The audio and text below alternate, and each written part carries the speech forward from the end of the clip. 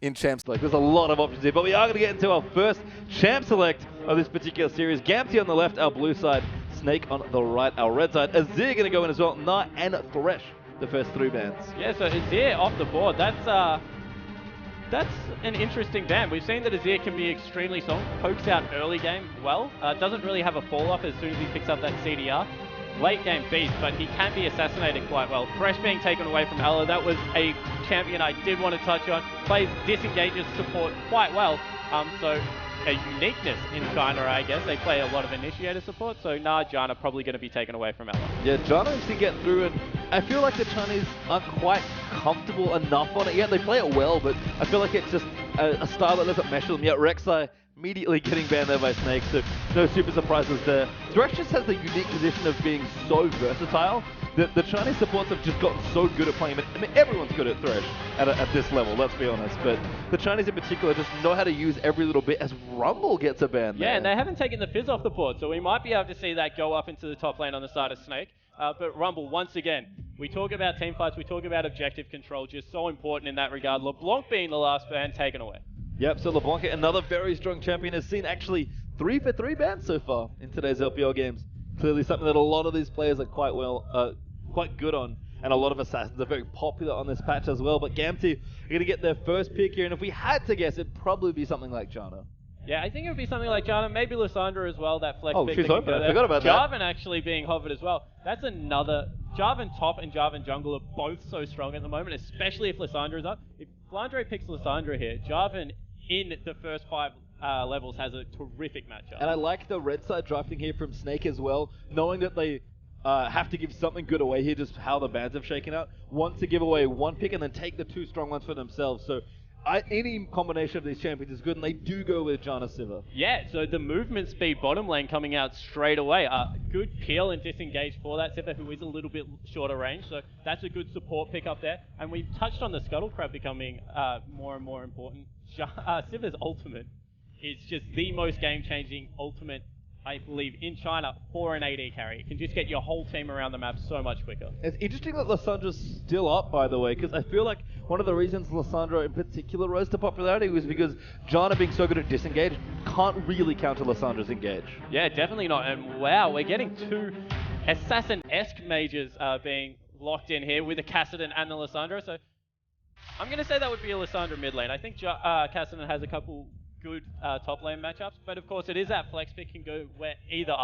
I actually like that Gamty are almost unintentionally picking on Flandre here, because he doesn't know what his matchup, and they're clearly saving his pick till later in the draft, and he's like, well, this is both sort of awkward. I mean, they're mages, so he's got some start, but you play quite differently, I think, against Lissandra versus Kassadin. They've got plenty of flexibility there. Yeah, but what they have done is they've locked themselves into a double AP composition extremely early in the draft. I was going to say Mundo does very well against it. With this CC on the board, I like the Aurelia pickup. Her passive is going to be brilliant in this, and does quite well against both Kassadin and Lissandra, so not going to be counterpicked in either matchup. A lot of eggs in Crystal's basket right now, by the way, as Nunu will get a pick up here as well as Aurelia coming through there, probably for Flandre. So nothing crazy this game, unfortunately, but he will be playing a very solid and still a good carry top laner, so he can perform very well. Yeah, the one thing I will say about the Nunu pickup is it's not necessarily just for Crystal here. Aurelia does terrific with Nunu on the other side. That's Slows true. people down, lets her stick. That Blood Boil on the Heaton style is a very, very good 1-2 punch. And with them both going in at the same time, it means that they can't just turn around and blow the Aurelia up. If they dive together, get in there, Nunu can get a good absolute 0 off. They have pretty good zone control with those two. Yeah, Nunu Janna is sort of an old school trick where it's like, yeah, I'm going to use this to disengage. You get monsooned out and then have to walk back through Nunu ultimate. Bad times, and lots of movement speed here for Snake here. So consider their last pick. Corki, though, where we picked it with Nami to round out Gamte's lineup. Yeah, and Corki Nami, not a lane that we talk about having terrific synergy just because of how Corki has to auto attack and weave abilities through it. Nami does well with, I guess, very, very auto attack strong champions like the Caitlyn's, like the Vaynes of the League of Legends. But it does add 1 disengage card through the Nami, and gives them a lot of anti-dive, meaning if Snake get ahead in this game, they can stall quite well with a Lissandra, with a Nami. Yeah, I just like that Nami is just such a natural pick into Janna as well. You just want to make sure that everything's okay, because Janna's such a dominant support right now. Looks like Snake, though, have picked up their mid laner, I have to assume, and it's going to be Xerath there for Baka. So a very defensive sort of composition here for Snake. Yeah, and it looks like Gamti will be taking the Kassadin into the top lane against Aurelia, so it will be, I guess, Xerath versus Lissandra in the mid lane. And from experience, I think that Xerath wins that lane quite well in the early game, able to farm extremely safely. The jungle will have to visit. If he can burn an early flash, he will become immobile against Lissandra at J4. That is just such a devastating combo in the mid lane. But we'll just be able to sit back and farm, I feel, Barker. Yeah, we've just seen a lot of... I think it's interesting that recently we've seen a lot of tankless League of Legends, or very, like, the front line just doesn't exist the way it used to before. Jarvan's still a great tank if you want to build him that way. People playing Maokai, people playing Renekton a little bit too. And in this game we have... Oh my god, my brain. Aurelia. It is Aurelia. Thank you, Aurelia, who's... But we still see a lot of double AP, or more than we used to. We've got a lot of mobile lineups, kind of relying on your mid and your AD carry to do a lot of damage. I guess just with the trends, how do you feel like that works out? Because they're very interesting compositions, both these sides. I feel the benefit of double AP going into games like this is if you can control vision, you can lock someone down and blow them up. The advantage that gives you over objectives is just so big at the moment. With the importance of Dragon, Baron, and being able to pick up early inhibitors, with how strong super minions become and normal minions when you have that Baron buff, if you can snipe one person off the map, it just gives you so much more control. Yeah, I like the new action, though, that's going on here with Janna. I think it's, again, a lot of work here for Crystals. We are going to get into our first game here. Gamti on the left to kick things off in our best of two. Snake on the right here, our red team for this particular game. As we go through the level 1 again, seen some pretty normal, pretty standard level 1 stuff so far. Yeah, it looks like they will just both teams be fanning out. Trying to get themselves set up for a rather normal level 1. Other than that, everyone just fanning out here. So pretty curious to see what happens here. Looks like Leo has spotted Bucket in the mid lane there. Tail down the bottom. Gonna get poked off a little bit here by Crystal. Yeah, just a little bit of a tangle between the AD carries as well. They're still going in. Yeah, Crystal actually want to go deep and get shielded there by Janna. Tail actually's got to be careful. Going in. Oh, so close. Didn't want to flash in for the last hit, though. Yeah, definitely didn't. Not with how strong turrets are level 1. Heal was still available for the AD carry, and it probably would have cost both summoner spells. But Gamti is losing out on this level 1, losing a lot of, I guess, vision over their side of the jungle with some deep wards going in. Yeah, just nice to see a bit of pressure come out. Looks like Flandre and Bucker and pretty much most of the Snake side will actually go back and heal, make sure they have all their health for the next bit of action. But again, just some defensive trinket wards being set up here. And nothing too unusual is going to be happening at level 1. And we are going to break out into standard lanes. Yeah, definitely standard lanes coming in here. I want to see if anything funny happens with donating of the Krugs or the Gromp, because we have seen a couple of junglers just smiting and then leaving it for their joy lanes. But it looks like Danger will be starting on the bottom side of the map. We'll get a nice lead. Be able to... Jungler's opposite side of the map, so J4's gank definitely is open. Yeah, so same path, but obviously moving on the opposite sides because they're mirrored. Good deep ward, though, by Snake. Actually sees that the Krugs are being started there by Jarvan, so he'll have knowledge of that. And, Crystal and Ella, are actually going to start the Gromp there. Yeah, so they're looking to get an earlier level 2. Depending on how many melee minions they miss out, this might backfire because you do come back with lower HP. And if you can get forced out early... Oh, they gave 100% of XP to Crystal, so that's extremely smart. Looking for Sivir to poke people out early with that Janna shield. Yeah, just wants to get in there. Can get aggressive again. We talk about Janna as being such a defensive support, but you can get aggressive early on with how strong the shield and the AD it gives is early on. Yeah, you certainly can, especially if you can dodge out of that Phosphorus Bomb. Can trade very well back in response, but it looks like Tail and Dream will just be able to push out the bottom lane. They will get their level 2 now as well, so looking quite... I guess, passive for the early game. And a good reaction by Gamti as well. Just a kind of a slow push started by Tail, semi-freezing that lane in the bottom lane, able to just make things pretty easy for them, and they get to level 2 safely, which is the important part. Yeah, so Flandre just CSing under the turret here. Aurelia CSs underneath the turret, completely fine. Levels up that heat style, level 2, so not going to be much funny business coming in here, but as soon as the level 3, level 4 hits, you feel that Kassadin does have to be a little bit careful in that lane. Yeah, and Kassadin is such an interesting laner to me, I think. I mean, he's got quite a lot of power, actually, which is surprising. Yeah, he trades extremely well with his Q, that Null Sphere coming through in Danger. Wow, an early invade coming up into the top lane, possibly even looking for a dive. No, just looking for those Krugs. Not going to be able to find them, so he'll recall, pick up his jungle item. Yep, Danger is going to go back and spend some of his money. I almost thought they were going to pick on Flandre there, who I imagine is quite a popular target for a lot of these teams, at least in the early stages of the LPL, before they really understand how the team ticks and what goes on there. Because, again, much like we only really know about how good Flandre is, that's kind of all the other teams might know as well. Yeah, and we see favorable trade coming in the side for Snake's bottom lane. They're getting some wards out. Thought they were actually going to go a little bit deeper there, Crystal, but just getting the Tri-Brush warded, looking to push this lane. We see it all the time. As a little bit of action in the top lane. Down in the bottom lane, if you have a Janna Severe, you can just push as much as you want. And it's just so annoying. It's obnoxious. Yeah, it's actually obnoxious. It is obnoxious. As Sivir just so safe with the shield of Lissandra, they're going to go in. Barkley could be in trouble. Does get locked up there. Good flash out of the Flag and Drake, though. Yeah, but does get some damage down, as we see. Beast coming into the top lane was pinged out there, however, from Let Me, so no action going to ensue. So probably first successful game coming over from Danger here. He hasn't been farming as much, but a flash blown on Xerath. We mentioned it in the pregame. If he can revisit that lane, can try and get this Lissandra ahead. And part of what makes Jarvan such a good pick is that he's able to apply pressure so quickly, as we do see Leo and Danger. Well, they will be spotted, but that might be a little bit too late. Yeah, ward is coming in. Ela, though, will set up a tornado. Never mind. Doesn't even throw the tornado. It feels very safe. Oh, the dive in the top. Flandre is going to get the kill. Yeah, so fantastic. This is exactly what we talked about. How to win on the side of Snake, get Flandre going. He's picked up the first kill. He will be able to shove the wave into the turret. Might cost a teleport as well coming out from Let Me. So terrific first move. Yeah, unfortunately only picked up the assist, as Nunu did actually get the first blood there. But still a nice pick up here. Will blow the teleport there from Let Me. And yeah, advantage early on will go to Snake's top laner. Yeah, so we said that Jarvan might have had the successful first gank, but the first blood does go over to Snake. So they've got the gold advantage. And wow, Flandre has roamed out. Yeah, Leo could be in trouble. Flandre actually is ready to go. Wants to put the team right on his back. Good flag and Jack from Danger to keep him safe, though. And Flandre will wander back up towards the top lane. That's crazy. That was a teleport coming in from an over-aggressive, I guess, Lissandra. Gets absolutely chunked out. Doesn't have to burn her flash, but did use the Ignite in that one, so... Good roam coming out of the top laner. Does mean that will be around the 10-11 minute mark when he does have it available again, so may lose a bit of dragon pressure.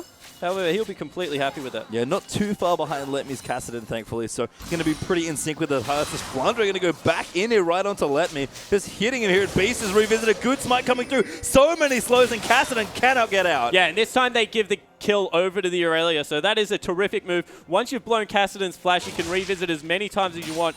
You mentioned that he didn't miss out on much CS. Actually, what he did was let the lane reverse. Once it hits turret, if you last hit, your lane reverses extremely quickly, makes you overextend more than you would like, and he had no choice but to try and push that out. Otherwise, Aurelia would have froze, so it does cost him another kill. Yeah, and again, visiting that Kassadin lane before he's hit 6 with no flashes.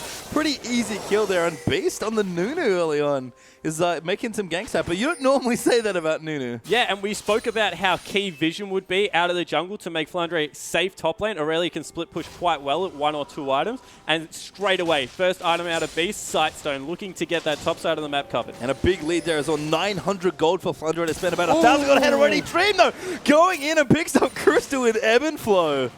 Bloodthirsty support coming out of Dream here. That was a very nice play. Got the flash as well, more importantly, out of Sivir. Sandra, great tornado from Ela. The ultimate does come through, and that's an easy kill for Tail. Great roam from the mid. Yeah, well-calculated dive coming through. So that's 2 members down. Will they rotate into a dragon? Maybe not. Looks like Beast is doing some counter-jungling in the bottom lane. Got to be careful as well. Nunu is pretty gutsy to take an early dragon against, but Beast will recall. Leo will return to his lane as Bucker is just farming out in this mid as well. Bit of a CS lead there for Xerath, so doing reasonably well, but Leo has roam quite early here. Yeah, so and that's the thing. You can push a Xerath, but unless you can contribute to other lanes with your ultimate, it's very dangerous to roam because you can get stuck in the river. You're a very immobile mage. Can be blown up by that Jarvan Lissandra combo. Flandre is just going in, although Let Me will fight him back here. Flandre turns around, whacks him in the face for one more auto, but Kassadin now hitting level 6, able to fight a little bit better. Yeah, can trade extremely well, can riff walk away from that He-10 style. I expect the Equilibrium Strike would be being maxed by Aurelia for that exact reason. Also gets a lot of good mix damage coming through. As we see the first invade coming out of Beast for a buff. Just walking in, and he wants to try and take the red buff. Does actually snowball into Danger. He's just going in there. He does, as he said, have his ultimate. He's just going in. There's the Xerath ult as well. Danger's got to be careful. Does go down to the Xerath, though. And great play. That was complete man-bone by Beast. Just walked at the support and jungler, able to pick up a kill for his mid laner, and then waltz out with the red buff. I think he consumed that as the last little thing, but he's maxing snowball. Just, yeah, as you said, man-moding into the jungle. Just throwing snowballs, and Jarvan really can't fight. It's hilarious to me that Jarvan, a pretty decent duelist, can't fight a Nunu, but at this point, with how well Beast is playing and how much of a lead he's gotten early, it is bad news for Danger's early game. Yeah, well, no matter how good you are at dueling, if you're 2 levels behind someone, you are not going to beat them in a 1v1, let alone if there's a Xerath lobbing arcane shots at you over the top. And their Beast, again, just sort of does a bit of a drive-by there into Leo's lane. And they're actually going for this blue buff. Flandre is already there, and they're going to set up to try and take this buff away. There is a ward for Gamti, though. And once again, great vision on the top side of the map. However, what they have done is given up dragon control at this point. With 3 people over there, they need to run there as soon as possible because Flandre's teleport is still down. Do have a smite, though, if Beast can make it back, but it's a long run from that blue buff there, although... Oh, it looks like Crystal's being caught out. GT wants to go for a trade instead. The bottom lane could be problems though for Sivir, who's not quite able to get it. There's the ult coming through for Nami, and Tail gets that kill. So the redeeming factor for Gamti is their bottom lane. 2-0-1, 66 CS, doing a terrific job on this Corki and able to secure the blue for his mid laner. That is so important to keep Lissandra farming. Potentially the Dragon, but Gamti don't want to go in for it. Baka is back now on Xerath as well, able to poke them back if they did attempt it, so not going to go for it this time. Yeah, definitely not. So whilst top lane looks like it's going in the favor of Snake, mid relatively even, although the kill and 10 CS advantage over there for Baka. So he's doing nicely on this Xerath. Bottom lane, however, Corki's going to reach that Trinity Force spike with those Sorcerer Boots nice and early. Will be able to, I guess, stall the game out for his team. Hope these mages can get back up. Well, I think one of the cool things about Corki being so popular, and just Trinity Force in general, when those champions are strong, is that one of the things that kind of happens, especially now that Dragon's a little bit harder to take, is that your Trinity Force Power Spike actually aligns very nicely with a common first Dragon timing. Yeah, it definitely does. And Corki is so important in those first timings for his poke as well as his AD damage. So he can use all of his auto attacks and those Sheen and Trinity Forces on the Dragon, but then use his missiles and his Phosphorus Bomb onto the enemy team and try and force them away at the same time. So he's a very, very good zoning AD. In saying that, if you've got a Sivir and Aurelia, I guarantee that they're going to be able to get in on top of that Corki pretty quickly. Yeah, if there's an issue here for that first Dragon fight as the players sort of jockey for position, I think it's definitely Aurelia, Sivir, and the Nunu, I guess, as well, who's been running in. Potentially picking up your carry versus just being able to protect them and get your double AP rolling as well. But Dragon not quite going to be attempted yet as Beast just keeps going in. Yeah, has been spotted out by that Wolf Smite, however. So nice job from Danger there. He's going to be able to pick up his Wolves once again. But he is being picked on a little bit by this Nunu and he is falling slowly behind. I mean, I think it's great. We just haven't seen that much Nunu in this jungle, but it feels like with the minions being so strong, the reward for counter jungling is quite high. So I think I just love this pick a lot from Beast, and he's playing it very aggressively. Yeah, and we speak a lot about how zone control and how he can shut people down attack speed-wise with his ultimate, as we might have a little bit of a skirmish. He has maybe too many friends here. Beast actually just stealing the Gromp away. Flandre rotated down to help him, but Beast's like, yeah, thanks for your jungle. They recognize that Jarvan, still level 5, doesn't have the ultimate, no mana as well. There is no way he can waltz into there and fight this Nunu, let alone with backup coming out of Flandre. Clears out vision on the top side of the map, and I just keep going back to it, but this vision control is so impressive from Snake. If you look at the top side of their jungle, it is completely lit up. Flandre is going to know when anyone is within, like, the river of his top lane. Yeah, and just, I think maybe dial back a bit and realize that Beast is 2 levels ahead of this Jarvan, who still hasn't been able to get his ultimate. We talk so often about Jarvan being a high-pressure jungler. Danger has not been able to impact the map at all in the first 12 minutes of this game. Yeah, and we said he had a good first gank, but as soon as he tried to go back to farming, people were just all over him as Barker maybe closed in on though. No, zoned off the cannon creep though, so mini win. Yeah, was hiding in the Raptor area trying to go over with his E. Flandre will clear out the top lane as well. Actually has 2 parts of his Trinity Force done as well, so looking good. And out to an early lead here are Snake, about 2,000 gold or so, just under. Yeah, and 40 CS in the top lane. That has gone from 10 to absolutely massive in no time at all. Only 12 minutes in, so nearly perfect CS coming out of the top laner to Snake on that 10 CS per minute mark nearly. And wow, Tail. So much pressure now on the AD carry from Gamti to really put this team on his back. Yeah, the added bonus as well on that top lane is that the longer Flandre delays that Rod of Ages, the better it gets for his team, because that's when Kassadin really starts getting going. But in the bottom lane, you can see Tail and Dream continuing to push aggressively. Little lead here for Tail's Corki of about 6 to 10 CS or so, but nothing massive so far. And you're right, Tail, who's almost got that Trinity Force ready to go in a couple minutes, really needs to step up for that first major fight. Yeah, and I love the back out of Flandre to pick up the Merc Treads. I talk about Boots 2 on Aurelia so much to be able to cancel auto attacks and really stick onto AD carry. So getting that, especially when there's a Lissandra with so much CC, he is a priority target right now, and he doesn't want to be locked down. Looks like Dream coming in. I thought Beast was maybe wandering down to the bottom lane, but they'll actually go in for the trade there. Ela gets poked back here, and still this bottom lane can't aggressively fight here, as Crystal and Ela are going to have to play a little bit safer in that bottom lane. Yeah, and danger time for Kassadin. He's farming with abilities at the moment, which is not great. Freeze coming into the top lane if Flandre wants it as well. And once again, vision control completely in on the side of Snake. Beast just wanders up, takes out a pig ward, and there is absolutely nothing Danger can do. Just as a quick thing as well, he has 1 point in consume, so he's going like full utility here with the snowball. Max, and then coming up with a blood ball as well. Barker with a good poke. Go into danger. Can he find the next bolt? Flash almost enough. Does get hit by the bolt, but stays alive. Both teleports up. This will be a red buff, and if they go quickly enough, might even be able to transition this into a dragon, because Danger has to back. He has no flash. Yeah, this is a very, very good showing from Beast. Yeah, they can go in, and Beast Nunu has been just that here in this game. Flandre takes out the top lane turret as well, and now Snake will go for their first dragon of the game.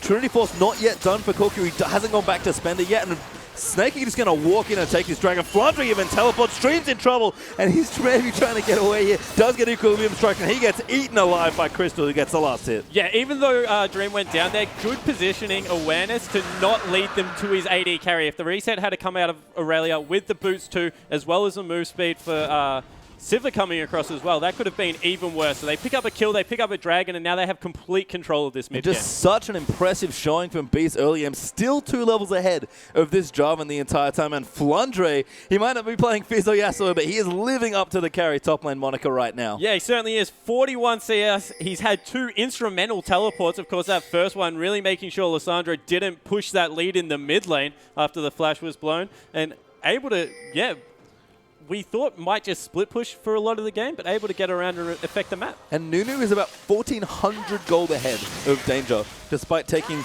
about as many minions here. So the counter jungling is just paid off so well in this early stage of the game. Oh, Lemmy's in trouble as Flandre will also dive in there as well. There's a flash from Flandre, good Equilibrium Strike, and one last auto cleans him out. Yeah, understanding the high cooldown of that wrist walk. When it is only level 1, of course, he's level 10 in that top lane. So able to get over the wall, pick himself up a 1v1 kill. And once again, Tanger was right there, but if he had have tried anything, he was in trouble himself. He was, and now Snake will continue to push their lead here in this game. 3,000 gold ahead early on, as Crystal will get the second turret for their team now as well. And Sivir powering up a Brutalizer, actually going to go along with those Infinity Edge components. Yeah, that's twice now we've seen that, I think, on Sivir today. Yeah, I like that build. Able to get in there a little bit more movement speed as well. Of course, with the shortened auto attack range on Sivir, it is very, very important to be able to position yourself around the fight quickly. And they've picked up all 3 outer turrets now, it looks like. Maybe able to defend this one off.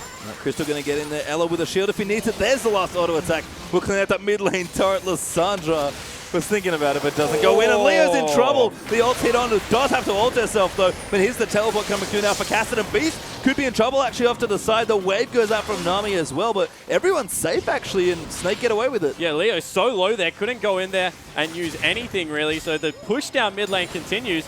And we talked about Nunu and everyone else's synergy. Nunu Xerath just makes it so easy to hit that ultimate. Snowball and the ultimate that comes through, that Mega Absolute Zero, just means that you cannot get out of the way. Yeah, and I like the early game synergy there as well, just because, oh man, Beast is going to be in trouble. Flashes out from the Cataclysm of Danger and is going to walk away out of the enemy jungle for about the 10th time in this game. Yeah, so Danger finally catching up, although still hasn't finished that jungle item. Has had to, I guess, spend a lot of gold in getting some wards into his jungle. We've seen him do that a few times as well. He's been collapsed on by Flandre. Yeah, Flandre coming in again. Beast will slow him out. The good Equilibrium Strike, so much slowing, and Flandre picks up an easy kill. Yeah, it looks like he wasn't even moving there. He's just going so slow. Needs to pick up those Merc treads for himself to be able to get out of some of that CC with the Equilibrium Strike coming through. Will look to get control over the top side of their jungler again, but they're happy. They picked up the kill. They got rid of a couple of the camps, and they're just going to go back and buy. Looks like it will be a Frozen Heart being picked up by Aurelia here, so looking to get rid of some of that damage from Corki. I don't agree with the back, because Corki does a lot of mixed damage to himself. there's not really any attack speed coming through, and there are 2 AP, so maybe a Banshee's Veil would have been a better first defensive item. We'll have to see here as Crystal will back off in the bottom lane. Possibly has enough money for that Infinity Edge, but go back and spend that gold whenever he gets it. And that'd be a good jump in power there as well. I do love that counter juggling has always been a team thing, and Beast has played the top side of the map so well. You mentioned that Xerath combos well with the slows that he has, but even early game, just knowing that your Xerath can help you when you're invading has been such a big thing, and Flandre has always joined Beast when he can. Yeah, and we speak about mid champions that can help without necessarily moving out of their lane. Xerath does need to move a little bit if he wants to impact, but that ultimate is so long range that if you lock someone down, he can come through with the cleanup, and it's kind of that alley-oop style, I guess, of counter invading. So yeah, really well played by Beast in this early game. You'd have to say that a lot of this pressure across the map is a direct result of him getting ahead. And now it's even eased up pressure in the bottom lane. Crystal able to pick up that Infinity Edge. He's completely fine in this mid game as well. Yeah, evened up a lot of that CS. They're basically equal, in fact, now exactly equal as Crystal continues to last hit. Dragon up in a minute 35 or so, and Baron up in a minute. So Snake now have a whole new bunch of objectives to think about as well. And Nunu is pretty good at controlling those neutral objectives. Yeah, he certainly is, with the Blood Boil coming through. Lends some, I guess, attack speed through to Flandre, as well as a Consume and Smite to be able to secure some objectives for his team. But it looks like they're just happy to siege here. They understand that they can't really be engaged on because they have this big, buff, tanky Nunu in the front lane. Happy to poke off with the Xerath and then take the tower with Sivir. Flandre might even dive here, actually. He's off around to the side, maybe looking for a flank. Levy's teleport is also down in this situation, so cannot contribute. And Snake going to wait for a minute, maybe then go for the Dragon, but a really strong siege being set up now. Yeah, the problem with this is that mid lane is completely even, so they've committed that much, and there is some good wave clear that comes out of Lissandra Corki. So they've decided to slam Flandre into the mid lane. Dragon will be up relatively soon, so maybe just try and get as much pressure as they can at this point, try and poke them out, then rotate into a neutral objective. Flandre does have his teleport, so if he wants to join in, he can. He will now start on the tier 2 turret is on. Let me still trapped in the top lane. Daz started walking down now. Beast going to get some wards in. Snake, really strong wards on this bottom half of the map near the red side, and Flandre's just beaten on that turret. Well, that's half HP before any reaction came through as well, and they've committed all of their members across, not left anyone bottom side, so Crystal may be able to get some sneaky auto attacks down here as well. And we talk a lot about Sivir's pressure as a push champion. I think we're seeing a lot of that now in this mid game. As Crystal's just beasting down these waves as quickly as he can. Yes, there's great wave clear here on the double AP for Gamzee, especially with the Corki Lissandra, but it doesn't matter. Snake is still able to apply enough pressure, and Dragon's now back up. Yeah, so they got some damage on the turrets. They're going to send Flandre top lane to pick up that nice big creep wave that's up there. And without even burning a teleport, we'll be able to pick up the second Dragon of the game. So Snake looking very much in control. And again, I love the decision to push bottom lane especially as well. They got all of the deep wards in the red side jungle, which made that next Dragon so safe. Yeah, and there was just, because they pushed and starved vision of the river, it was going to be a blind, I guess, chase into the Dragon Pit. And with a Xerath as well as a Nunu, that's just too dangerous at this point of the game. Good decision out of Gamzee to let it go, but if they don't catch up in some way relatively soon, maybe set up a gank rush for someone, then they're just going to fall further and further behind. And I didn't think their composition was good late game, as we have another little scuffle in the bottom side of the jungle. Beast is going to walk in. Good stun, actually landing onto Dream. Baka will follow in. The heal does get used there as Let Me will come in as well. There the bolt's coming out. Does miss one. Oh my god, Flandre just going in. Flashes out after getting the Blade Surge. Really wanted that kill. Yeah, he is so bloodthirsty. 4-0-2, and as a top laner to have 6 of 7 kill participation, that is absolutely massive. Exceptional CS as well here for Flandre as he just cleans out minions here in the mid lane as well. And they're going to go it again. Snake happy with the 1-4 split push setup right now. And their comp actually lends itself quite nicely to it. We talked about the big disengage elements of this comp. So dangerous for Gamzee to try and engage. Yeah, and able to take down their first inner turret of the game. It's in the all-important bottom lane. But look at vision control. Gamzee have been absolutely starved by Snake. They cannot go anywhere. They've lost complete control of their side of the jungle, which is just so much resources being given over to Snake, and they're just pushing this league down their throat at the moment. Flandre going to waddle up to the top lane now as well, back to his home and clear out as much as he can. He's got Spectre Scout going, so probably a Banshees, maybe a Spirit Visage coming out there to go along with that beautiful Trinity Force. I actually quite like the early home guards as well for Flandre, wanting to impact as much of the map as possible. Yeah, wanting to be able to get in there with his teleport. We've seen how deep he is willing to go. Definitely have. And he's going back, looking to, I guess, pick up his next major item. You would think that wouldn't be too far away. We'll see what happens here. Rabbit on Death Cap up for Baka now as well. Speaking of major items, Aegis is done for Nunu as well, working towards his locket. And Ghostblade was actually the item there for Crystal Siva to go along with that Infinity Edge. Yeah, and we spoke about how Ghostblade does give it that little bit of extra movement speed to be able to position around the fight, maybe get away from the Kassadin or the Lissandra, so good pick up there.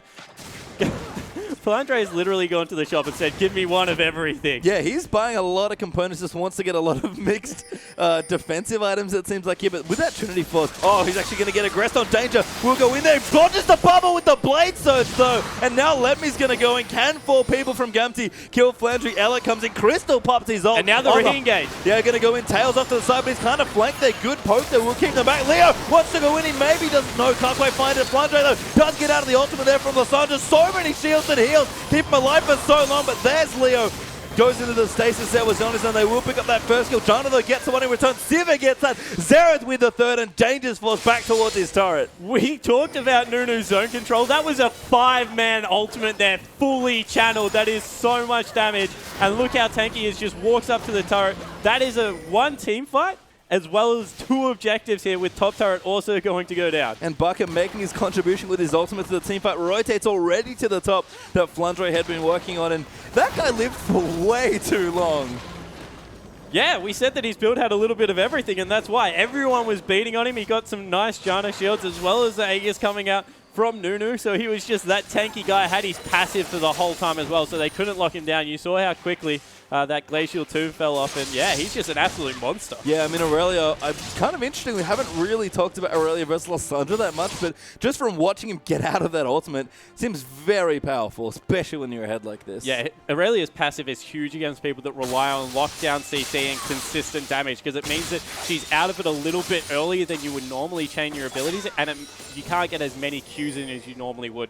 So it really cuts Lissandra's damage, in particular, down in this team composition. Flandra's level 15, by the way, so he has gone huge for his team in this first game. And Snake have actually got themselves a pretty ridiculous lead. 9,000 gold, basically, at 25 minutes in this game is a massive lead on this particular patch. And Snake continuing to choke the vision away from Gamti here. Yeah, and Snake understanding exactly where they need to go at what time. So they've taken all outers. They understand that Flandre is the strongest person on the map by an absolute mile. Send him into the bottom lane. Once again, take complete vision control of their whole jungle, and then they can push pressure Baron with this huge Aurelia that's going to need attention. Yep, Locket of the Iron Solari and the Mikhail's Crucible also done on Snake's side. So some good utility items coming through there as well. Kind of looking over to Gamti. Now, decent items coming through. The roll was done for Cass. He's got his Zhonya's now as well. Zhonya's and Marilla Normicon finished there for Lissandra, and almost at 2 good items here coming out for Tail. He's got a pickaxe been picked up, and his Trinity Force as well. So decent items, but not quite enough gold yet for Gamti's carries. Yeah, and this is so sad for Tail after a great early game being forced into Trinity Force Last Whisper. That is a desperation buy on Corki. That means their front line is that tanky that your mixed damage and Gatling gun cannot shred them, and you're forced to pick up a gold inefficient item for Corki. Great item on a lot of other AD carries, but because of the mixed damage, not so great on Corki. I like the swap of Flandre back into the top lane now with the recall. They understand that Dragon's coming up, so Baron isn't the next objective. It's a little bit too tanky at this point in the game. They'll secure the next Dragon for themselves 27 seconds away and be able to pick up an even further lead. Surgical teleport timing there for Flandre as well. New is coming back up, so has that ready to go. Looks like GT pick up maybe the first red buff of the game as Tay will finally get it away from Beast, who had done so much counter jungling. But this Dragon is back up, as you said. The Scuttle Crab, nope. It's going to get ignored, scuttle away. You get to live this time, friend.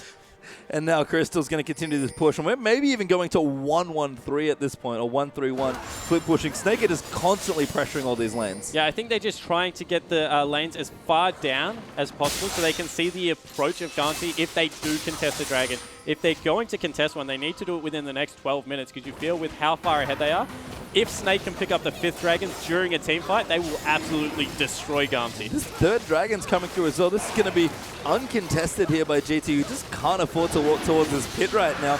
There it is, the Snake do finish it off. And I have to say, you know, for a Chinese team, especially with a lot of young, aggressive players, Snake have played a very controlled 27 minutes. Yeah, they certainly have, and I'm surprised how controlled Gamti have been in response. We said they like to play for that late game. It is one of their styles, but when you are getting pressured like this, sometimes you do have to bite the bullet and still try and make plays. They pulled the trigger once, in the mid lane on Flandre. Maybe not the appropriate person to do it on. Maybe try and see if you can get anyone else split up. But Snake understanding that, just grouping so well. Yeah, Flandre's Randuin's is done as well. He's got a Glacial Shroud, a Spectre's and a spare Ruby Crystal as well. So just a bevy of tank items coming through for Flandre. His CS, by the way, is just ridiculous in this game. Yeah, he's ahead of that 10 CS per minute, as you ideally want to be every single time on an Aurelia. She just scales so beautifully with items.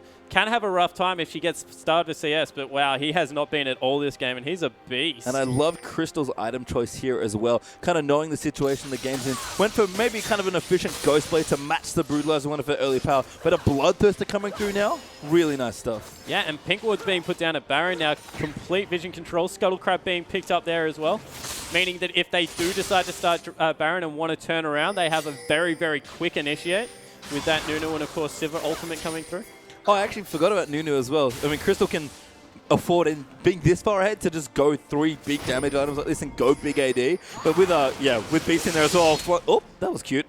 Sees Flandre and immediately runs away. I think that's a pretty good barometer for this game and how it's going. Yeah, it definitely was. They've once again committed all of their members to Flandre, and he's waltzed away again. Beast is actually flash snowballed in onto Leo. Flandre goes so deep there and gets ulted up, but it doesn't matter. Beast with a good ult as well will zone everyone else out, and Flandre still tanky. Good Monsoon flashes after Leo, wants the kill, but a good exhaust. Great stun though, does die to the ignite. Now Letme's in trouble as Lissandra goes down. Xerath getting those particular kills. Baka will keep running in, gonna pose those ultimates out. Doesn't quite get that kill as Zhonya's comes out, but mistimes it does get the kill as Beast gets that, and a 2-for-2 trade actually across the board as Tail is running very far over, but Ella is in so much trouble. Forced to flash, does not go down, able to get away though. Rocket just missing, so an even team fight when they're that far ahead, that's got to be counted as a win, although it's not done yet. Baka closing in. Oh, great slow there, does it. Can he now the Q? Good juke there from Dream, but here comes Beast, snowballs him in the face, and there's the 3rd kill, and I think it's 3-for-2 now. Yeah, that team fight was so split on the side of Snake, probably the best Garms he could have hoped for, and it just wasn't enough. They brute force their way through a team fight, and that is so scary. If you play a team fight possibly as bad as you can with your AD carry being caught out and your Fed member being killed first, and you still run over the top of the end of it, that just shows how strong they are at this point. I think Gumty may have learned a lesson here. Never go full Flandre. Every time they've tried to kill that man, it has gone horribly wrong. And he's picked up a Banshee's Veil, so he's even harder to kill now. And chasing down these APs, he is relentless, by the way. He flashed after Leo despite still having his Zhonya's because he just wanted the kill. Yeah, certainly did. And we see that Tails in the bottom lane now. Looks like all 5 members will be heading towards that Baron area. Can't afford to stay down there that long, is Tail. He wants to pick up as much CS as possible, but Baron just falls so quickly against this team. Going in for that Blade of the Ruined King as well, which is very typical Chinese Corki style. Dream has got to be careful, but some really smart wards coming out will be cleared out there by Flandre with his sweeping lens, and Baron is very much on the menu now for Snake. Yeah, so Snake setting up good vision control of this. Ooh, just missing that stun there from Xerath, but nice poke coming out of Sivir. Trying to strangle them out of the Baron area, so then if they go missing for a couple of minutes, they don't want to check it, they don't want to face check, and they've started it up. Yep, going to go in now as well. As Snake are going to start this Baron. This should die quite quickly, although... Yeah, that one's falling so fast. Gempty are coming in. Ella's actually going to zone them off here. Baron's still about half health left, so maybe the Seal can come in. They've got to be careful. Beast, can he time it? Does get it. Sivir actually picks up the kill, pops the ultimate, and GC immediately run away, but Flandre is running so deep in. A good wave, though, comes in. Leo going to get eaten by the Xerath poke damage. Let me also join his thing. Flandre wants to keep going in. Baka there with the 1st kill. There's the 2nd, as Sivir's going to get that one, and they'll keep running in here. Danger, run away, buddy. Yeah, he just has to hightail it out of there. Great control of vision from Snake to pick up the Baron. And we spoke about how quickly they turn around with that Blood Boil on Flandre, with a Sivir ultimate coming out. There was absolutely nothing Garmsy could do there. Now, I have to ask you, I have a trivia question. Is that Nunu item, based on this components, what I think it could be if this game keeps going? Yeah, that's a Zeke's Herald, I think it's called nowadays. That's awesome stuff. Beast just committing to the plan of keeping everyone safe and making these carries even bigger. And it's just great to see Aurelia played like quite a heavy carry, it feels like. We've got Crystal, of course, who's in there as their AD carry, but supporting Flandre as well. I actually missed that in the draft, so this Nunu pick working quite well with both the AD carry and their top lane pick. Yeah, and even mid, as we spoke about. Flandre is that scary in this game that no one's been able to itemize any MR. So Baka's just gone complete offense mode without even a Void Staff at this point. He's chunking people out. Yeah, clearing out with a very respectable CS score himself as well, closing it on 300 about 32 minutes. Flandre, though, continuing at about the 10 per minute clip that is just been performing so well here. And Sivir as well, I mean, so many advantages here for Snake. And that CS is impressive by itself, but when you put his kill participation in as a top laner at 13 of 15 kills, you understand how much he has controlled his map, his understanding of minion waves, and how he's just able to absorb as much experience and gold as he can. Yeah, dragging up soon, and the gold lead here for Snake is just unbelievable. In this picking up 14,000, 15,000 or so with some quick, awful pastry math here. But this Dragon's back up, and this is, again, uncontestable by GameT. Yeah, and this is number 4, which means structures will start falling incredibly quick. When you have an IE Ghostblade Bloodthirster that looks like going into a last Whisper Neck, just counting on Nunu with that Blood Boil to give the attack speed,